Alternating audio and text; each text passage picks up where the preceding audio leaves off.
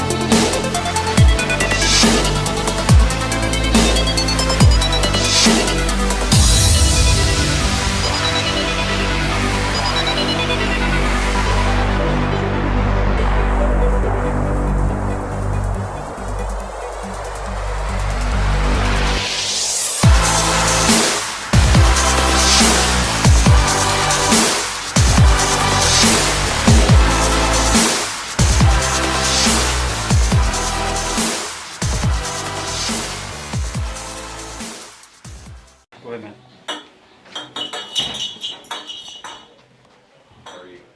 Good, how are you? Pipes. Hey, how's it going? What's going on, bud?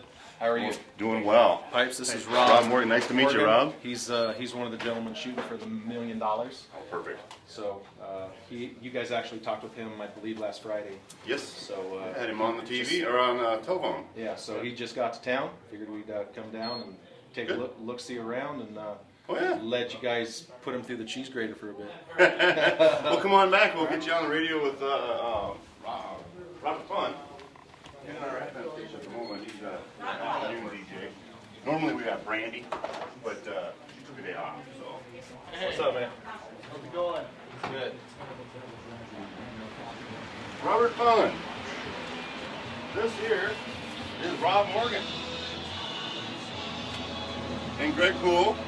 And I don't know the gentleman there with Bo Junkie, but Classic Hits 106.3. Robert Fund in for the Rock Goddess Brandy today and Monday, and you get me tomorrow morning as well.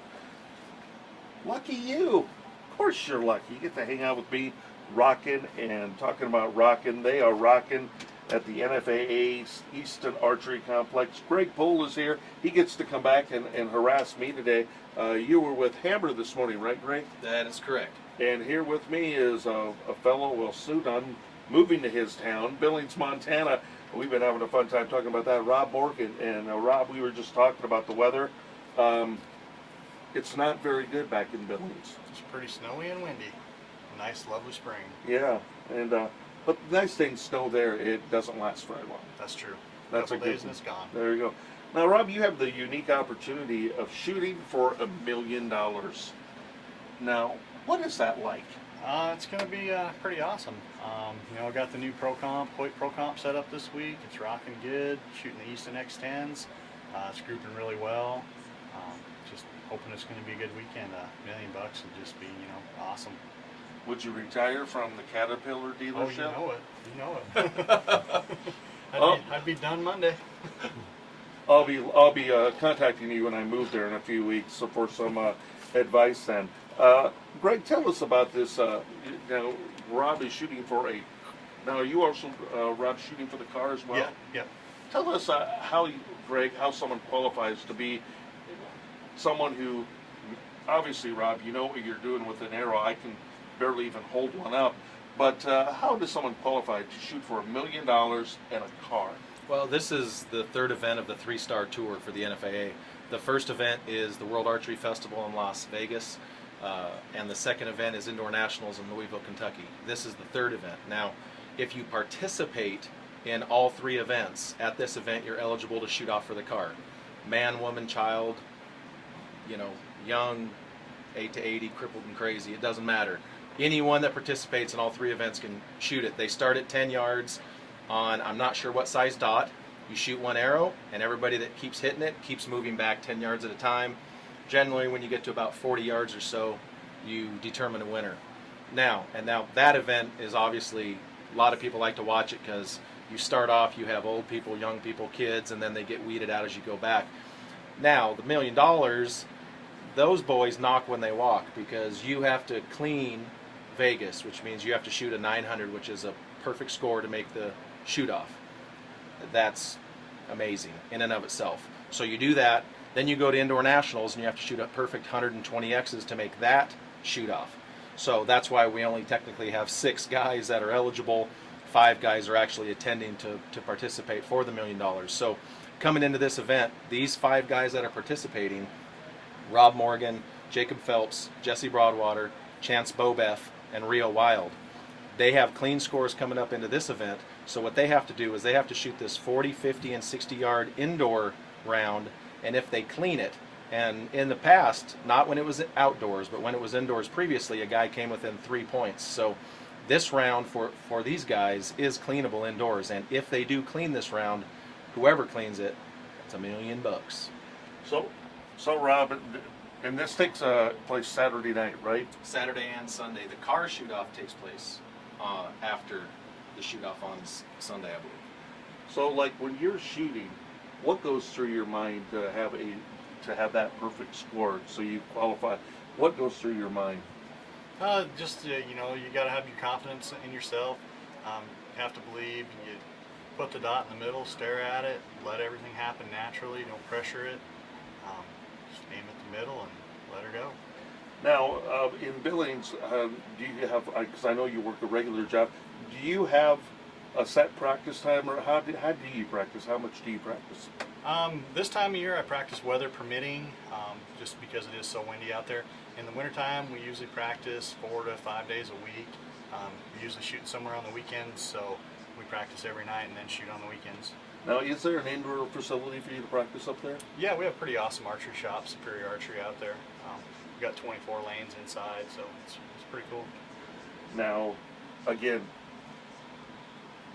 do you go in with the car with the same frame of mind too, just like you would? Oh yeah, for sure. Yeah, I mean the car's a big deal too. I mean that's a super part of this shoot. 2 guys in Montana have won it previously, so man, I'm hoping to be the third. You got to keep that Montana pride going. Yeah. Yep, it's got to come. It's got to go to Montana. Now, Greg, has anybody won both that you know of? No one's ever actually won the $1 million prize. Some guys have come fairly close. Chance Bobeff is the closest that actually came to ever winning it. Several years ago, this round, due to some other circumstances, was turned into a Vegas 450 round, which was 20 yards. So he had to shoot 45 dime-size X's in a row, and he came within 3 X's of winning the $1 million. So no one's ever won the million. Obviously, someone does win the car every year. I mean, obviously, Chance Bobeff has won it 1 year. Jesse Broadwater has won it like 4 years. So he's got himself a whole squad of cars. But generally speaking, it's the car shoot-off is very exciting. I'm curious, if one of these guys, these guys are stone cold killers, and when they get up on the line, I mean, when they're shooting off at the World Archery Festival, that's for $65,000 as well. So, these guys get up there and you can't tell whether they're shooting a paper plate in the backyard or they're shooting that one arrow for 50, 60 grand. So I'm curious to see what happens if someone does get the $1 million and then has to get their poop in a group and shoot for the car as well. So there's a lot of things that could happen this weekend. I really think we're going to do it this weekend. I wish all them other guys the best of luck, man. We got a great group of guys, really excellent shooters. I think somebody's coming home with it. It's going to be great for us. And the one thing I've noticed is a good community of support. You guys support each other. Oh, most definitely. Most definitely. Because when you're competing against yourself. You got your own goals, and the guys you're shooting against are your buddies, and you're hoping they do as good as they can do too. So, it's not like you're out there trying to beat them up. You're actually there with them, rooting them on. When it's a great thing. Now there are a lot of. I know next week there will be a lot of international players. Are there some international this weekend here in Yankton? I have seen a couple international shooters trolling around already, so I'm assuming that they did come in to shoot this event. The thing about the IFAA is that's a traveling, the world event is here next weekend, and that's pretty big as well. But that indoor world tournament won't always be in the same location. It kind of moves around, so this is a pretty good week that Bruce and the NFAA put together. Now, who are some of your sponsors that really come out and support you? Man, the people that support me the best as far as sponsors, number one, I have to go with my wife because she lets me do this stuff all the time. But my Hoyt's great, Easton's great, Carter Release Aids, Montana Black Gold Bow Sights, First Strings. My sponsors are great. If I ever have a problem with anything or need anything, they're right there on the spot, get me hooked up. It's great to have the support network out there.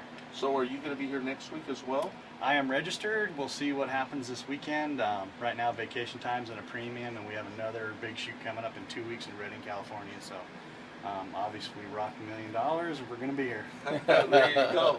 There you go. Well, thank you both for stopping by. Thank you. Rob Morgan and great pull here, folks. I've got to check this out. I've heard nothing but awesome stories about these guys that are practicing down there today. But again, all weekend long, you need to check it out. Now, Greg, the trade show is going on right now till how long today? Well, there's several vendors over there now setting up for the trade show.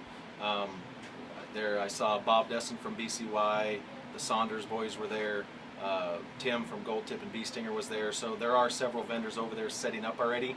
The trade show, people are more than welcome to come out today and check everything out. The trade show won't technically start until the morning, but vendors are vendors and they're like a restaurant. So if they're open, they're ready to feed.